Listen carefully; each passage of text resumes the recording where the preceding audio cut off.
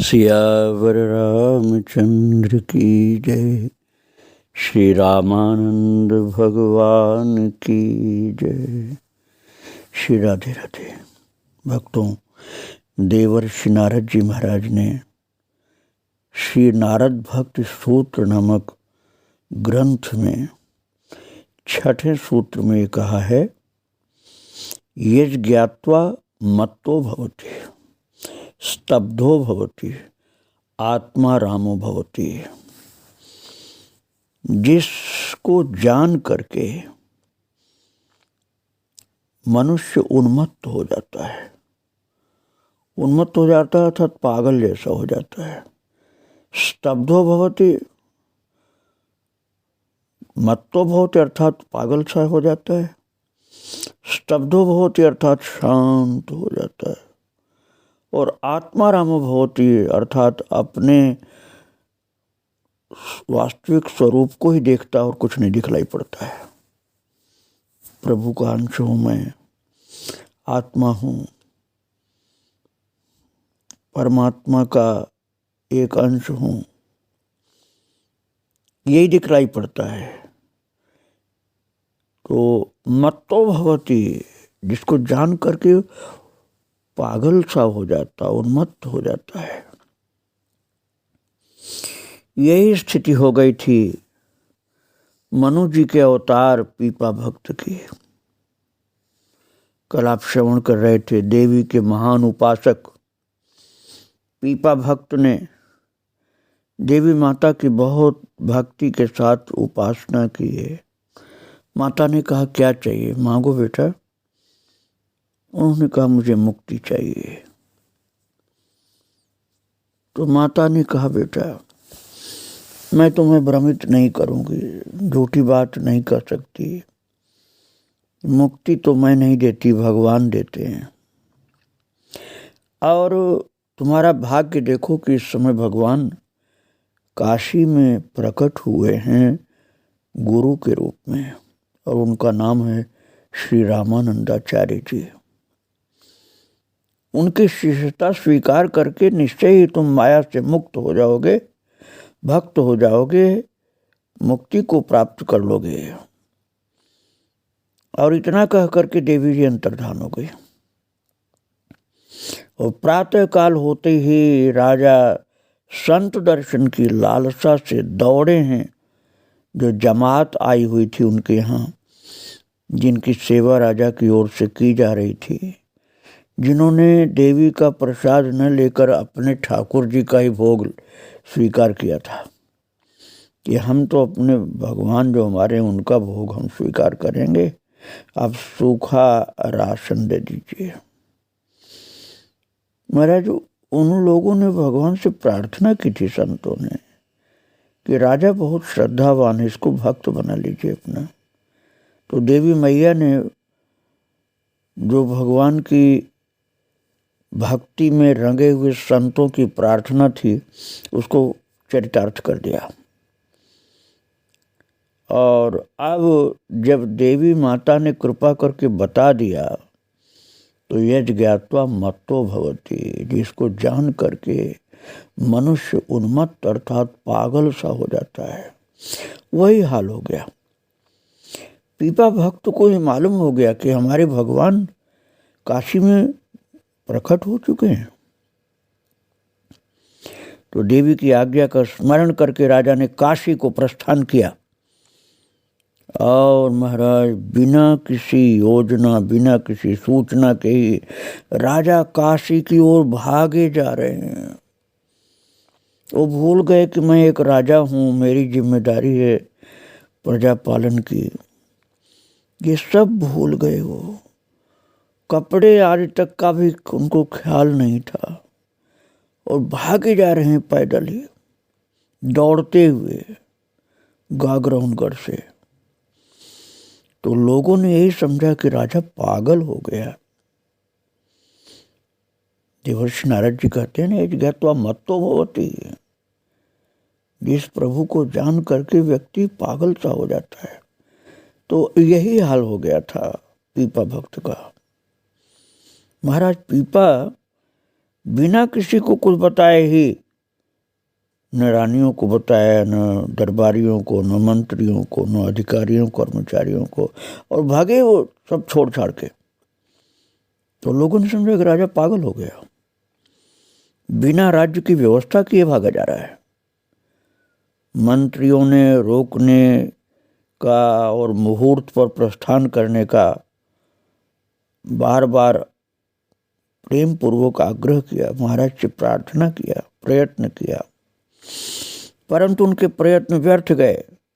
राजा को मुहूर्त निकलवा करके जाने की बात विलंब की समझ में आती थी। राजा ने समझा जब तक मुहूर्त निकाला जाएगा तब तक तो मैं बहुत दूर पहुंच जाऊंगा।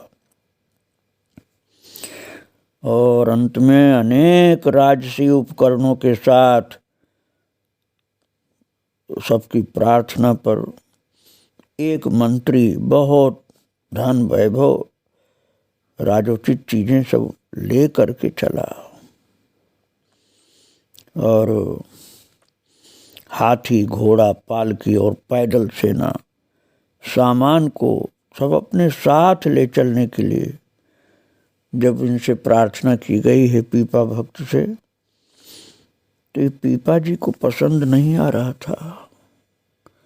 यद्यपि गुरुदेव के स्वागत में, सत्कार में, सेवा में, भेंट में ये सब चीज़ें ले जाना उचित थी, लेकिन राजा को लग रहा था ये सब दिखावा है, ये दिखावा मैं क्यों करूं। इसलिए पीपा जी तैयार नहीं हो रहे थे ये सब ले जाने को। किंतु भक्तों, धर्मात्मा राजा पीपा जी के मंत्री भी धर्मात्मा थे। वो जानते थे हमारा राजा महान है, इसलिए मंत्रियों ने बहुत प्रेम से आग्रह किया, महाराज कृपा करके हमारी विनती स्वीकार करिए। तो मंत्रियों के बहुत कहने पर सबको साथ लेकर चले। लेकिन राजा तो मैंने बताया उन्मत्त तो हो गए थे बिल्कुल, गुरुदेव से मिलने के लिए, भगवान का दर्शन करने के लिए। अब वो अपनी सामान्य राजोचित मर्यादा में नहीं चल रहे थे, वो तो चिल्लाते थे, रोते थे, भागते थे, श्री रामानंद, श्री रामानंद, श्री रामानंद, जय श्री रामानंद, जय श्री रामानंद, जय गुरुदेव भगवान श्री रामानंद, जय भगवान श्री रामानंद, ऐसे बोलते थे और रोते थे और आंसू बहाते, लंबी लंबी सांसें खींचते, व्याकुल उन्मत्त दशा में गागरौनगढ़ से काशी के लिए चले। अब आप समझिए, गागरौनगढ़ तो राजस्थान में और काशी तो उत्तर प्रदेश के पूर्वी भाग में है, बड़ी लंबी दूरी थी। कहाँ तो राजा दौड़ पाता इतना। परंतु मंत्रियों ने कहा, महाराज बहुत दूरी है, शीघ्र पहुंचने के लिए वाहनों का उपयोग करिए। तो जब रथ और घोड़े सब सामने खड़े किए गए, राजा ने कहा जब तक बैठूंगा तब तक तो आगे जाऊंगा। बोले नहीं महाराज, आप थक जाओगे, आप रथ पर बैठ जाइए तो जल्दी पहुंच जाएंगे रथ से, इसलिए राजा जी रथ पर बैठ गए। लेकिन घोड़े वाले और तेज चल रहे थे, तो कहीं राजा घोड़े पर बैठता, कहीं रथ पर बैठता, कहीं पैदल भागता। इस प्रकार गुरु दर्शन के लिए उत्कंठित राजा गागरौनगढ़ से काशी तक भागते हैं, कहीं रथ पर, कहीं घोड़े पर, कहीं पैदल, ऐसे भागते भागते आकर के काशी में पहुंचे और पंचगंगा घाट पर स्नान करके श्री मठ में गए। दर्शनों की इच्छा से भीतर प्रवेश करते समय द्वारपालों ने रोक दिया। भक्तों, वहाँ द्वारपाल तो संत लोग थे, 12 महाभागवत लोग थे। उन्हीं में बाद में ये भी बनते हैं 12 महाभागवतों में पीपा जी का भी नाम है, लेकिन अभी तो ये राजा थे। संत लोग थे, ब्राह्मण लोग थे, कुछ सेवक थे, वो द्वारपाल लोग खड़े थे अपनी अपनी जगह पर, तो उन्होंने रोक दिया राजा को और कहा आचार्य की आज्ञा के बिना कोई भीतर प्रवेश नहीं कर सकता है। आप ठहरिए, आप अपना परिचय दीजिए, तब हम पूछ करके आएंगे और अनुमति मिलेगी तब आप जाएंगे अंदर।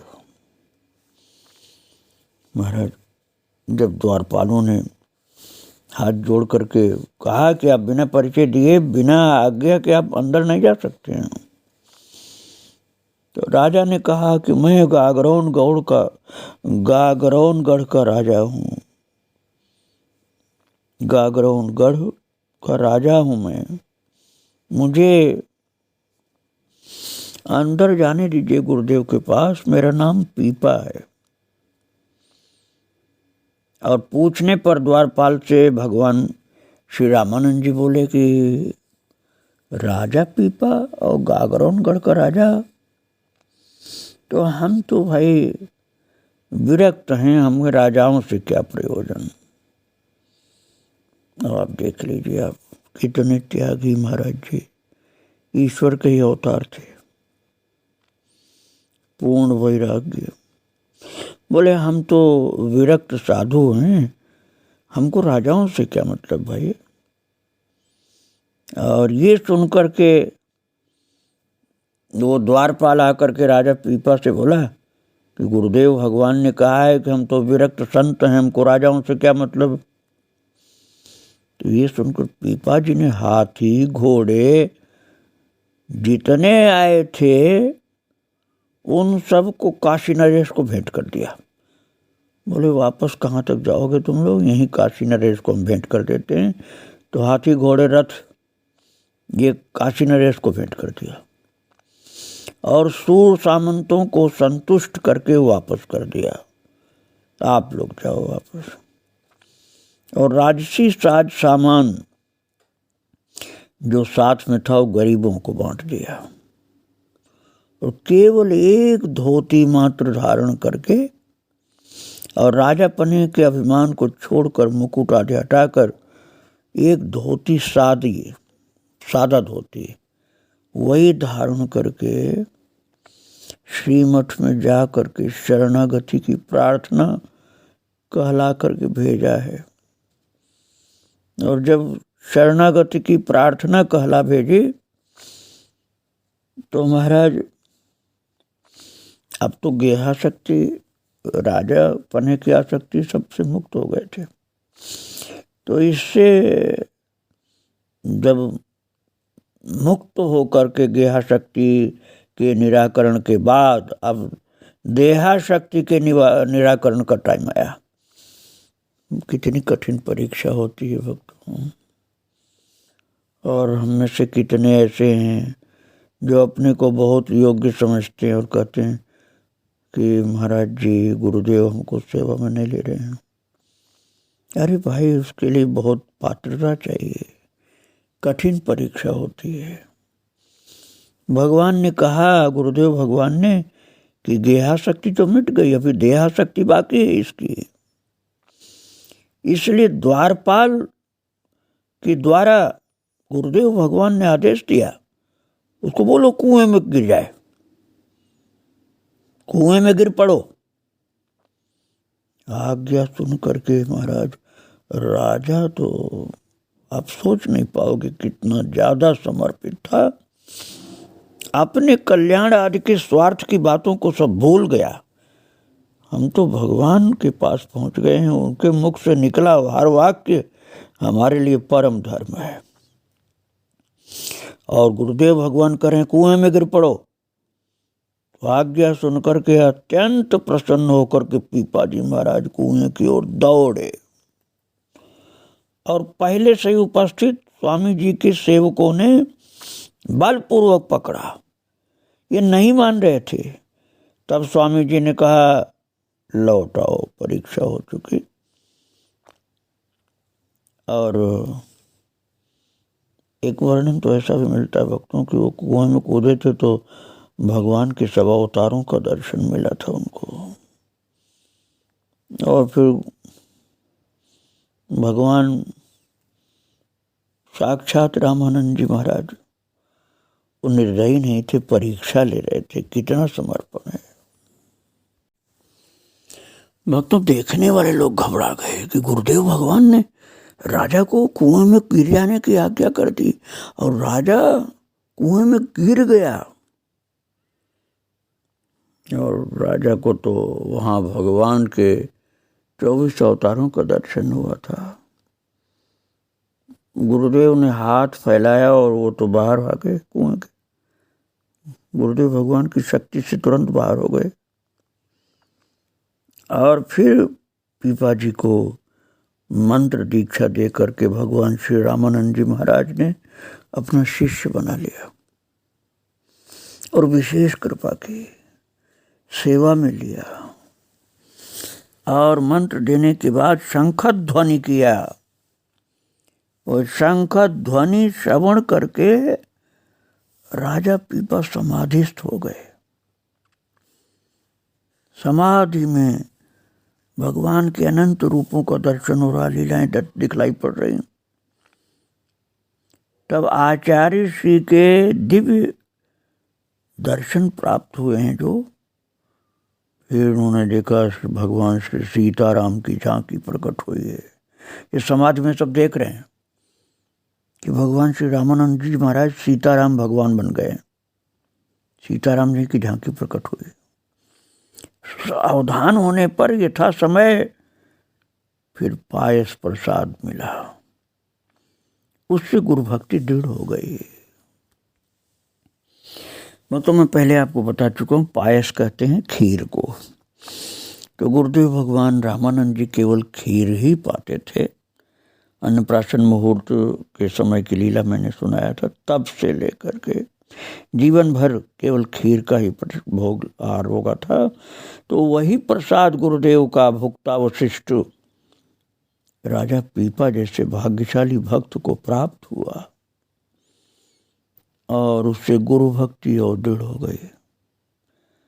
पश्चात अपनी शक्ति विशेष से श्री स्वामी जी ने पीपा जी के हृदय में ज्ञान, वैराग्य एवं रस रूपा भक्ति की दृढ़ता पूर्वक स्थापना कर दिया। और कई दिनों के सत्संग से इन्हें संपूर्ण ज्ञातव्य विषय का बोध हो गया। तब स्वामी जी ने आज्ञा दी कि अब तुम अपनी राजधानी गागरौनगढ़ को वापस चले जाओ।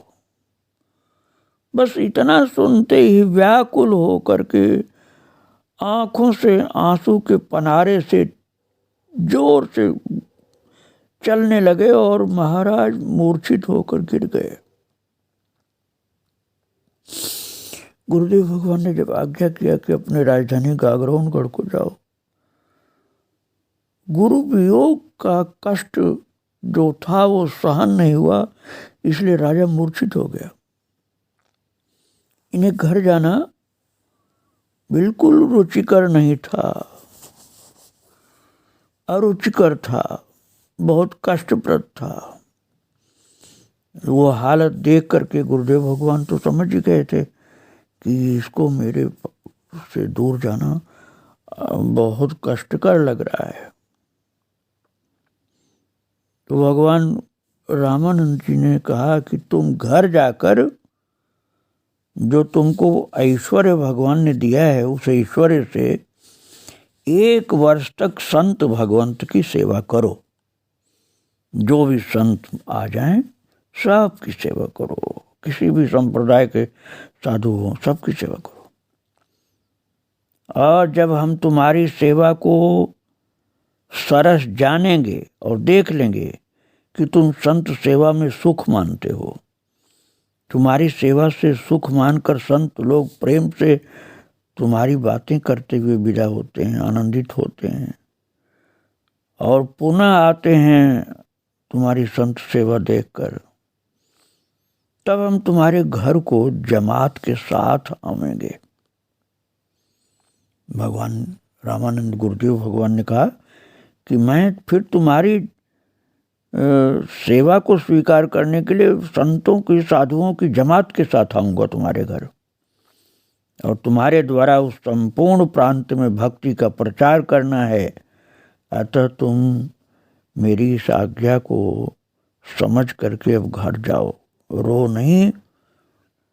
तुम्हारे द्वारा संत सेवा की जाएगी, भक्ति का प्रचार होगा और मैं तुम्हारी सेवा से प्रसन्न होकर तुम्हारे आतिथ्य को, तुम्हारी सेवा को स्वीकार करने के लिए तमाम साधु संतों और सिद्धों को लेकर आऊंगा। क्यों घबराते हो? अब वो तुम्हारा राज्य नहीं है, ये चिंता मत करो कि तुम राजा फिर से बनने जा रहे हो। अरे अब राज्य जो है राम जी का है, श्री राम जी का राज्य हो गया गागरोनगढ़। अब के राजा राम को मानो तो राजा तो भगवान श्री राम है, तुम सेवक हो, ऐसा मानकर सब व्यवहार करना, अपने को राजा मत मानना। फिर तुमको मन में कोई भी ग्लानि नहीं होगी, क्लेश नहीं होगा। तो आचार्य भगवान की प्रबल प्रेरणा से आज्ञा मान करके श्री पीपा जी गागरोनगढ़ को वापस गए हैं राजस्थान, और श्री सीताराम जी को विराजमान करके अर्थात पधरा करके बड़े समारोह पूर्वक भावपूर्ण ढंग से उनकी सेवा करने लगे। महाराज अब देवी जी भी भगवान श्री सीताराम जी का प्रसाद पाकर बहुत संतुष्ट हुए, बहुत खुश हुए। नित्य प्रति संतों का समागम होता, कई प्रसिद्ध संतों को बुलाकर गागरोनगढ़ में नित्य निवास दिया गया। द्वारका को आने जाने वाले कई दिन तक विश्राम करते वहाँ। सेवा की विशेषता की चर्चा सर्वत्र फैल गई। सर्वज्ञ भगवान श्री स्वामी जी रामानंद जी महाराज के समक्ष श्री मठ में पीपा जी की बातचीत लोग आकर के करते थे। भक्तों में साधु का स्वभाव होता है, आज भी ये देखने को मिलता है कि पूरे भारत में संत लोग कृपा करके भ्रमण करते हैं, मनुष्यों का कल्याण करते हैं। तो जब भ्रमण करते करते विचरणशील साधु लोग, जिनको रमते राम कहा जाता है, वो जब पहुंचते हैं जहाँ, तो पूरे भारत में जहाँ जहाँ साधु सेवा करने वाले भक्त हैं, उनकी चर्चा स्वतः ही उनके मुख से निकलती है। तो इस तरह से काशी में आने वाले लोग जो श्रीमठ में आते थे गुरुदेव भगवान के आश्रम में, वो लोग पीपा भक्त का नाम लेते थे और कहते थे राजा बहुत संतों का प्रेमी सेवक है। सेवा करते करते 1 वर्ष व्यतीत होने को आया, तब श्री पीपा जी ने गुरुदेव को पत्र लिखा और उसमें प्रार्थना किया था कि सर्वांतर्यामी गुरुदेव भगवान पूज्यपाद पद्मों में दासानुदास पीपा का बारंबार साष्टांग दंडवत। हे दया सागर, दया करके पधारे हैं, दर्शन दें। भवसागर में पड़े इस पतित पीपा का उद्धार करें। आप अपनी वाणी को सत्य करें गुरुदेव। आपने कहा था 1 वर्ष में संतों की सेवा करूंगा तो आप पधारेंगे, तो प्रभु 1 वर्ष तो पूर्ण हो गया। कृपा करके आप पधारिए, दर्शन दीजिए। और श्री पीपा जी का ये पत्र लेकर के पत्रवाहक जब काशी पहुंचा है, तो महाराज उसके पहुंचने के पहले ही भगवान को पता चल, भगवान को तो सब कुछ मालूम रहता है। और भगवान श्री रामानंद जी भक्ति के प्रचार के लिए उन दिनों दिग्विजय बोला जाता था कि अधर्मियों को फिर से धर्म के मार्ग पर लाना है। इस कार्य को लिए उनको दिग्विजय की यात्रा का कार्यक्रम बनाना था। उसकी चर्चा पहले से गुरुदेव भगवान ने कर रखी थी और पत्र बाद में पहुंचा। तो श्री कबीरदास जी, रैदास जी आज सभी 40 प्रमुख शिष्य, 40 प्रमुख शिष्य और सेवकों के साथ गुरुदेव भगवान ने प्रस्थान किया है। पत्रवाहक इस समाचार को लेकर के कि गुरुदेव भगवान इतने संतों को, सेवकों को लेकर वहां से चालू हो रहे हैं, वहां से चलना प्रारंभ करने के लिए तैयार हैं। गागरौनगढ़ पत्रवाहक वापस पहुंच गया ये शुभ समाचार लेकर, और श्री स्वामी जी महाराज पीपा जी को स्वप्न में दर्शन दे दिए और आश्वासन देकर कहा कि मैं आ रहा हूं पीपा। बहुत प्रसन्नता हुई जब स्वप्न में दर्शन प्राप्त किया पीपा भक्त ने कि गुरुदेव भगवान आ रहे हैं।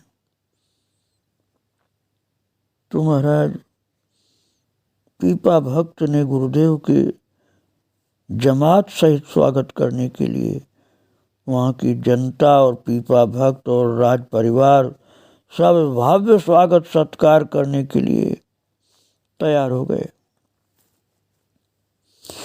गुरुदेव भगवान के आगमन की तैयारी हो रही है, पीपा भक्त के स्वागत सत्कार की व्यवस्थाएं हो रही हैं। इसी पवित्र दृश्य को हृदय में रखिए। आगे इनके चरित्र को फिर आप श्रवण करेंगे। आज गुरुदेव भगवान श्री रामानंद जी और उनके शिष्यों को प्रणाम करके यहीं विराम दे रहा हूँ। श्री राधे राधे, जय श्री राधे राधे। सियावर रामचंद्र की जय। श्री रामानंद भगवान की जय।